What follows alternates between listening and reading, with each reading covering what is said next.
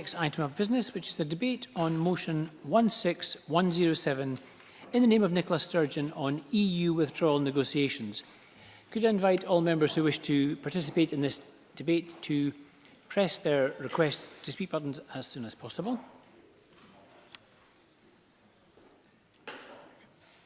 And I call on the First Minister to speak to and move the motion.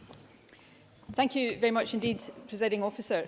In Cardiff this afternoon, Jeremy Miles, the Welsh Brexit Minister, will open a debate on essentially the same motion as the one that we are debating here this afternoon.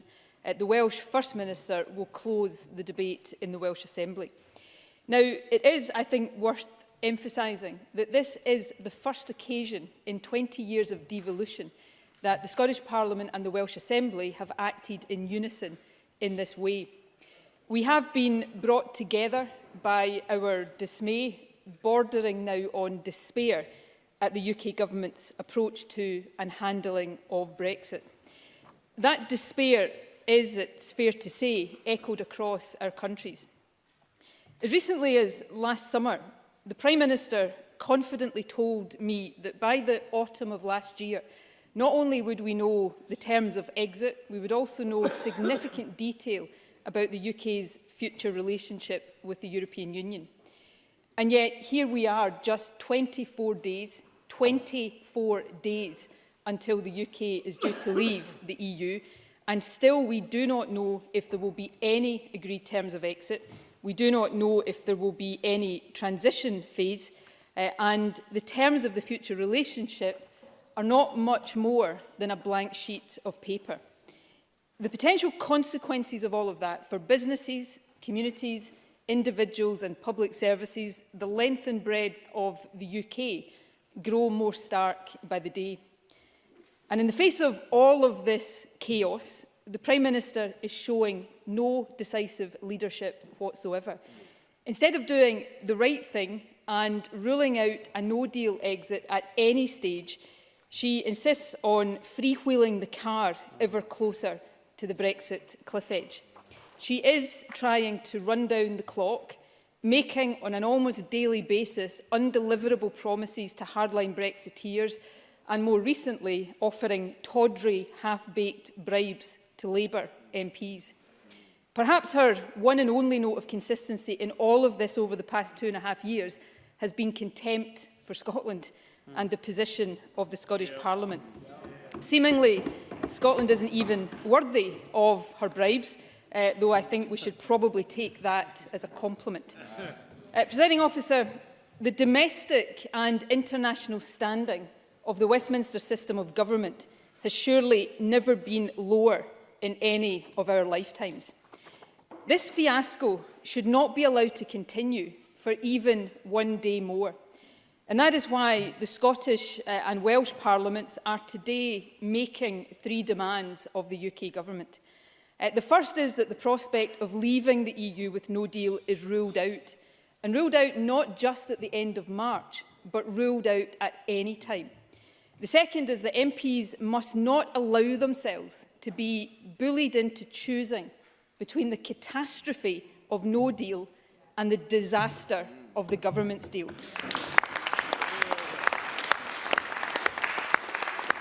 And the third is that an extension of Article 50 is essential and now urgent, and it must be requested now.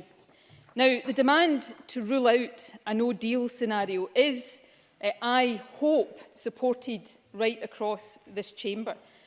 Let me be very clear about this point, as Mike Russell has already been in recent weeks. The Scottish Government is right now doing everything we possibly can to plan for and mitigate the impact of a no-deal Brexit. I am personally chairing our weekly resilience meetings, looking at medicine and food supplies, economic and community impacts and transport links. But every single aspect of that planning reinforces this overwhelming reality.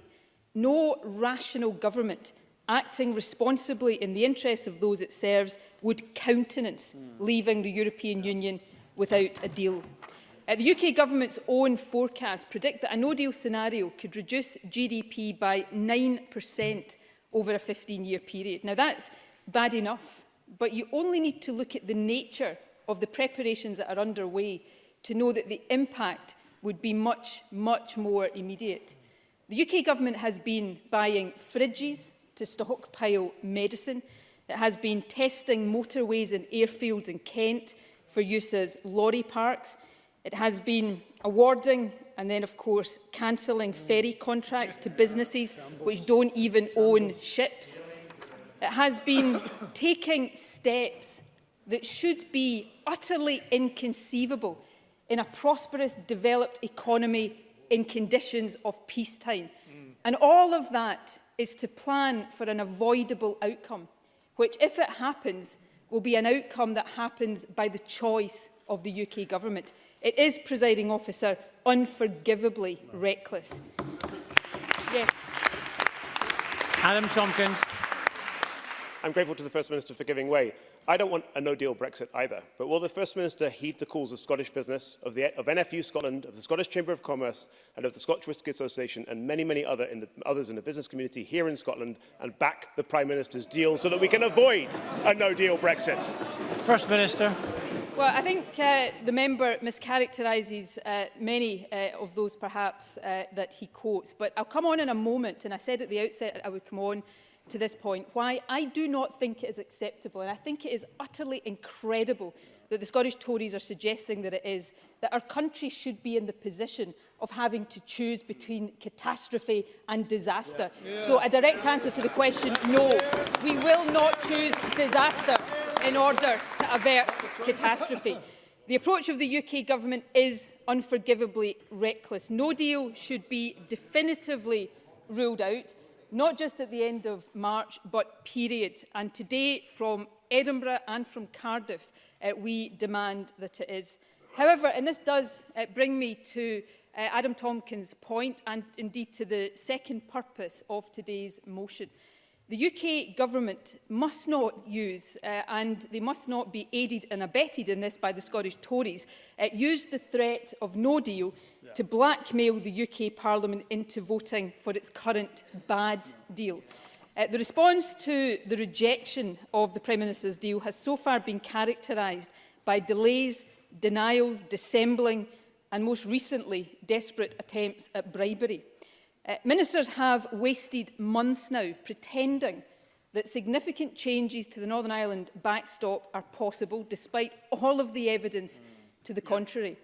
Much better, surely, to face up to the fact that the Prime Minister's deal is unpopular because it is a thoroughly bad deal.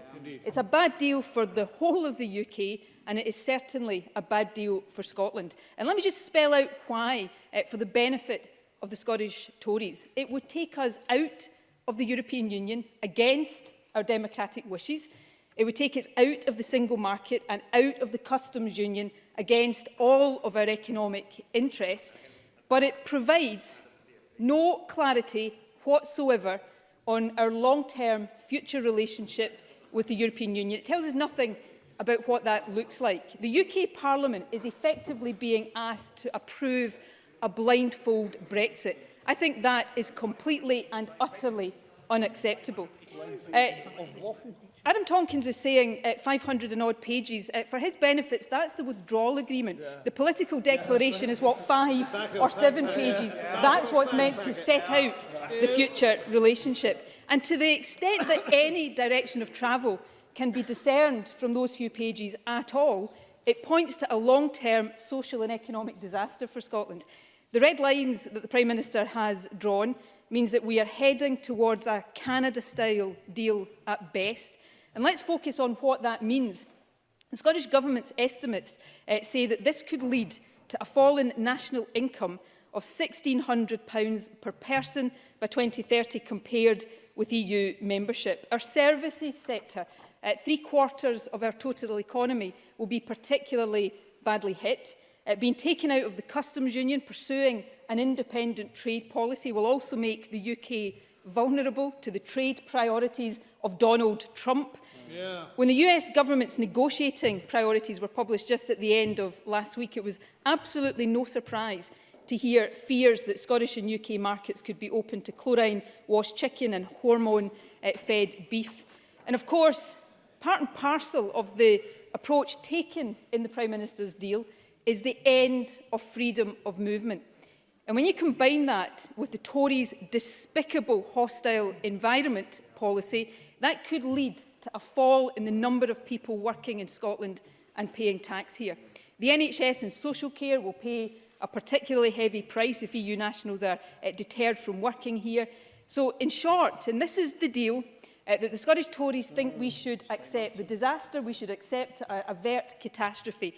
The deal on the table guarantees us more years of uncertainty, during which Scotland's interests will be at the mercy of a vicious and seemingly never-ending Tory civil war on Europe, one where I'm afraid to say the extreme Brexiteers currently appear to be in the ascendancy. It could open up our markets to US products, which for very good reasons are currently banned, and it will damage our economy, our living standards and our National Health Service. So for all of these reasons, and many, many more reasons, the Prime Minister's deal would be disastrous and must be rejected by the House of Commons. But what should happen instead, because there is an onus on those of us who think that deal should be rejected, that no deal should be rejected, to say what should happen instead. Well, the Scottish Government, of course, has made clear that we see continued EU membership as the best outcome for Scotland and for the UK. And if that can't be secured for the UK as a whole, we believe that option should be open to Scotland as an independent country. Of course, we have also, for more than 2 years now, put forward compromise proposals which would see the UK as a whole stay in the customs union and single market. The Welsh Government has also put forward plans for a closer relationship with the EU. The UK Government has shamefully ignored us at all stages of this process. What the Welsh and Scottish Governments are proposing now, and this is the third point raised by today's motion, is that there must now be an extension of Article 50. Nobody, I'm sure not even the Scottish Conservatives, now believes that Brexit can be delivered on the 29th of March. Quite apart from anything else, there's no time left to properly scrutinise and pass the legislation required.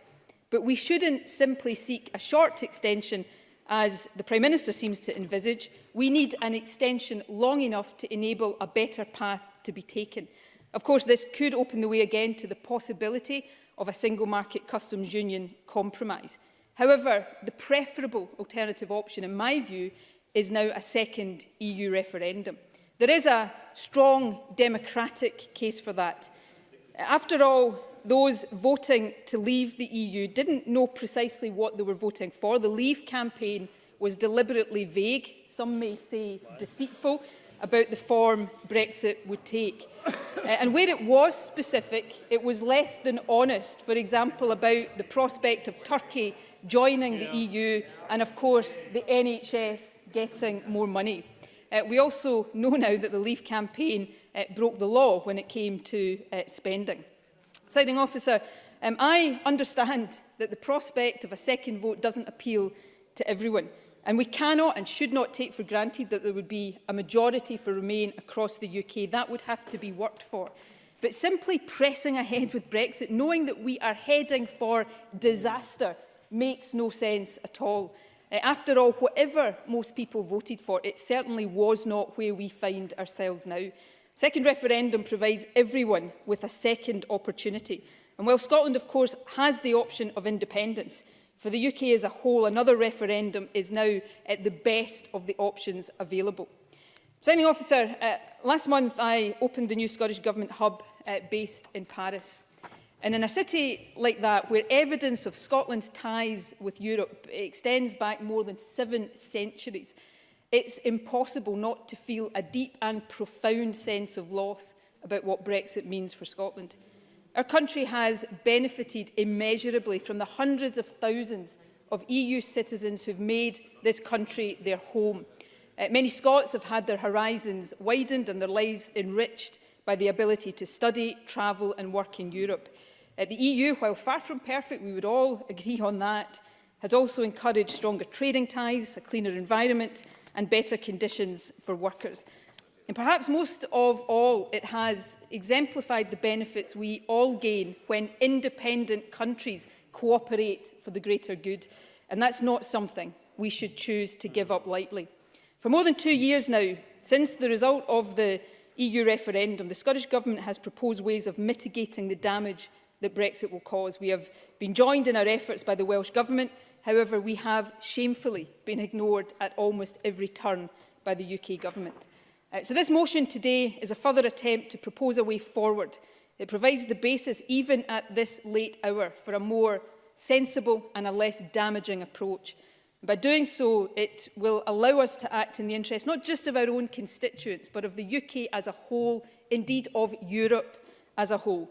So, Presiding Officer, I commend this motion to Parliament, and I hope that members of this Scottish Parliament, together with our friends in the Welsh Assembly, will vote for it this evening.